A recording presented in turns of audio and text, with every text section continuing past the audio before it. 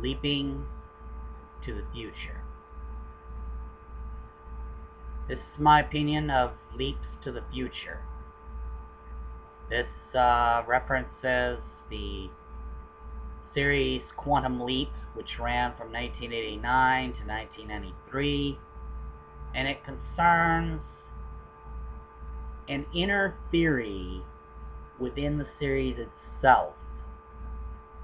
In Genesis, the first episode, which was actually a film, which debuted Quantum Leap, Al held this piece of string in his hand. He said, imagine your life is a string. One end is your birth, the other end is your death. You tie the ends together. Your life is a loop. You follow the loop, the days of your life become randomized. One end is your birth, the other end is your death. As opposed to one end is your birth, the other end is the present day. Now, a person's death while he is living is in his future. Now, at the time Quantum Leap debuted, Sam's death was in his future. He wasn't already dead. He was going to die at some point. Because as Al said later on, no one lives forever.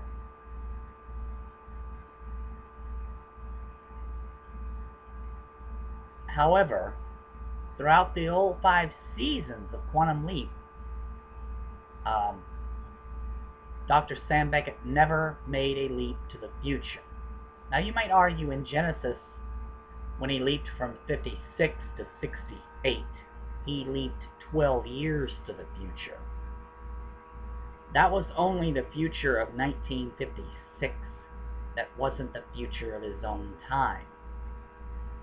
Dr. Sam Beckett came from the year 1995, which then bled on into 1999.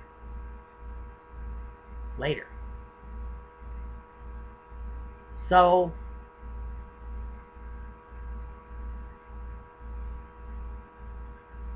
basically, I have a hypothesis which might explain why Sam Beckett never leaped to the future. You see, in Mirror Image, instead of Sam leaping, it showed a picture of Al leaping, which kind of led me to think that maybe Sam leaped into the Al of that time period. Where was Al in that time period? Vietnam. So he leaps into Al. Al leaps where he was. Then Al leaps home like immediately. And all of a sudden Al is there. Once Sam was there and Al was there. But this, I believe, was a full body leap, in which Sam leaped his entire body and soul, into Vietnam, leaped Al out of Vietnam, body and soul, to America, to be with Beth. That, I believe, is why it said that Beth never remarried. She stayed with Al and they had 4 daughters. I believe Al, probably the Al of the current day, found out what Sam did and what it cost him. I believe it cost Sam his life, which was why I think there has not been any leaps into the future. Because the latest point for Sam would have been either 1999 or 2000. It wouldn't have been any point past that. So, as for me,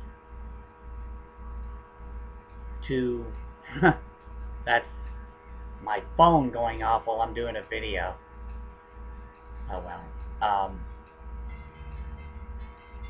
just gonna let it go on. Anyways,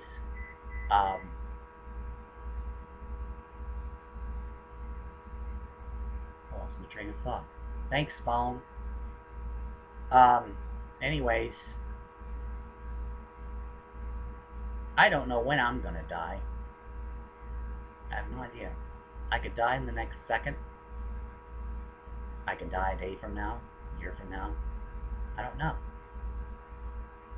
This is mere speculation that I think maybe I might live to the year to be 99 years old. Maybe. If that's true, then my death will occur somewhere around the year 2065. So the period with which I can quantum leap is theoretically between the years 1966 and 2065. And basically, I can leap at any point between those two periods in my life. So yes, there is a time in which I want to do an episode of Quantum Leap, and it's with, not Quantum Leap, Budget Leap, that's my parody, in which I actually want to leap to the future of my own time.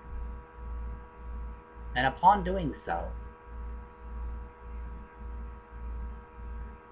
could prove to be very interesting.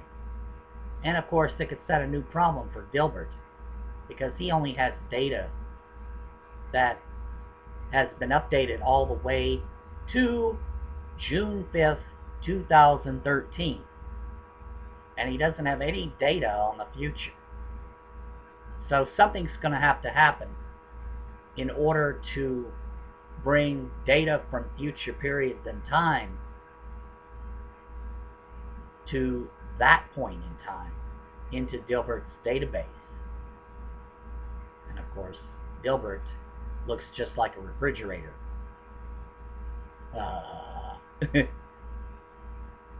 That bit was done for like comedy purposes, of course. Anyways,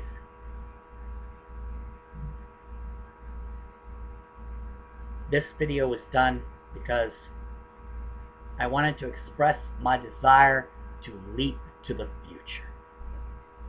My future. The future of my time. Oh boy.